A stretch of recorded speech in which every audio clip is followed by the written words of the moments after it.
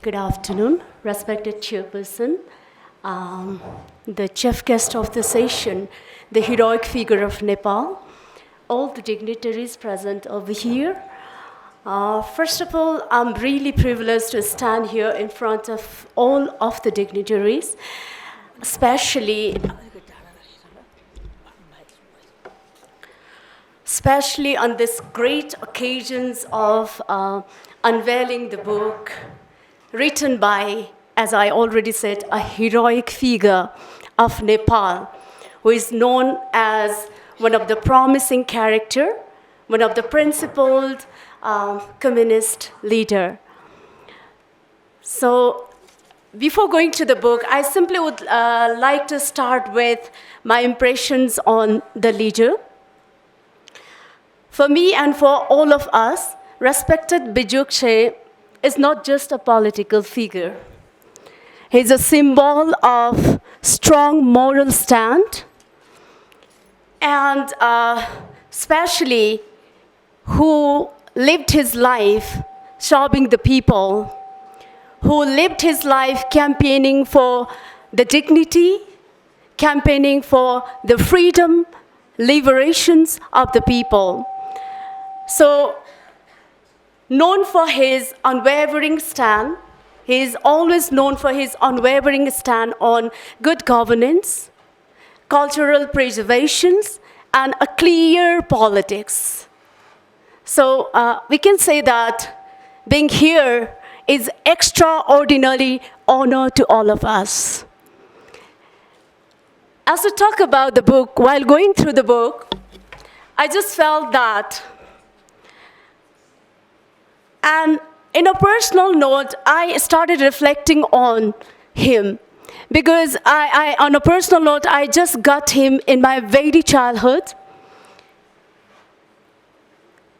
in my village, Jalbiri, not as a person, but as his philosophy. Though I'm not aligned with any political parties, I was always inspired by the photo that was stuck on a wall with that simplicity, talking about the patient, because I was also from the community where patients were dominated. So I always took him as an idol in my work and my values. And today, standing here, I feel that the half circle that initiated in my childhood took a full shape today. Thank you so much, Surendra Gosai sir, for having me here especially. Thank you so much.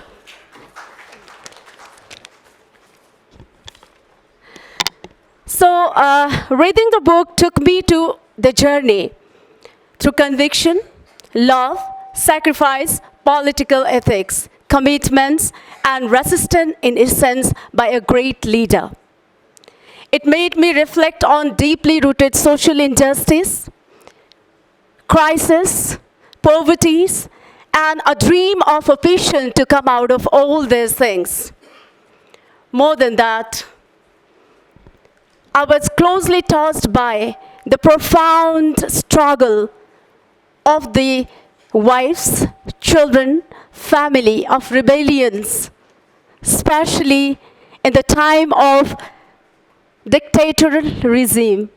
So, while going through the instances, I would like to say Sovaji as Ma Sova, because she is the motherly figure who inspired our leader to make this venture a success, to make this leadership venture a grand success. So Ma Sova has always struggled to uphold the family dignity, to raise her children alone, and moreover, stand firmly behind her heroic husband, who even from behind the bar was envisioning the country's prosperity and the people's liberations from a cruel and dictatorial regime. So it was truly heart-wrenching to see that how a single woman struggled throughout when her husband was inside the prison. And even we can say that it reflects a woman women's true contributions in building each blocks for the nation, though they are not directly involved in any political parties. So the book is not just an ordinary memoir, as the previous speakers have already told the entire depth of the stories inside. This is a doctrine of fire, where there is a love, which is very sharp in intellect and very inflicting in its truth. It is never unafraid of the truth. So written from the conflict of prison during 1960s onward, and we all know that this is the time of the cruel dictatorship, where rebellion means, or speaking against the power means, either sentencing into death or exile. At that time, this book brought a heroic man. This book revealed a heroic man in front who was never broken by the bars, nor silenced by the bars. So this book have the importance like Gandhi's collected books and Gramsci's letters from prison. As the previous speaker said, I also recommend this book for all the readers present here, and I recommend this book for all the children who are studying in a school and all the people who think for liberty, freedom, love, sacrifices, system in the society. So while equally striking is that this letter is more than just personal, as already said. Why it is not just personal is, though it was written to his wife, it was not written to his wife in depth. It was written to the nation in turmoil, because he was envisioning the freedom for the nation. He wanted to tell the nation what he feels inside.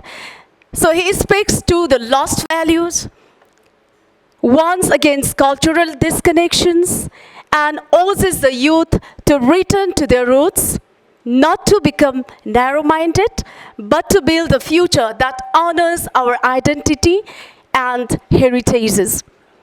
His reflection on Bengal under Jyoti Basu, and his admiration for anti-colonial voices shows a visionary leader who is grounded to his soul, yet he is connected to the wider world of freedom and justice, like Martin Luther King.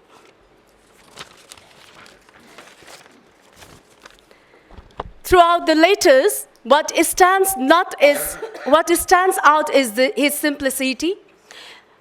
Though he was inside the prison, we couldn't see any aggression in the book, but we could see his humbleness,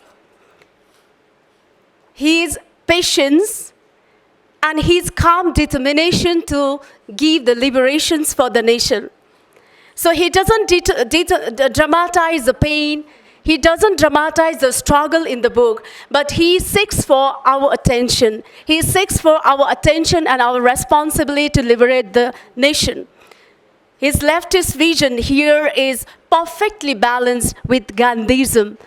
In that regards, the love is spread all around the book in each word that humanity first and the culture first. That's why, again, I strongly recommend all of you to recommend this book for your children, because we all need to learn the value of dignity, value of justice, and value of cultural integrity. Finally, as a last note, let me come up with the powerful thought. We can find him, his emancipated soul behind the bar, who is physically in prison, but his soul was emancipated there too. So the letters from jail is not merely a prison literature, but a beautiful tapestry of love, resistance, political convictions, cultural reflections, and the unbreakable human spirit, which creates the immortal image in the heart of all who believe in truth, love, freedom, in simple sense, a humanity. For me, especially, it is the epitome of liveliness of the dream in darkness. We can be alive in darkness too. Letters from Jail is a profound testament of the power of convictions, a voice of resistance wrapped in love, and a reflections of a man's unwavering hope for justice, dignity, and better future, even from the prison inside. Finally, Letters from Jail is the voices of every human being.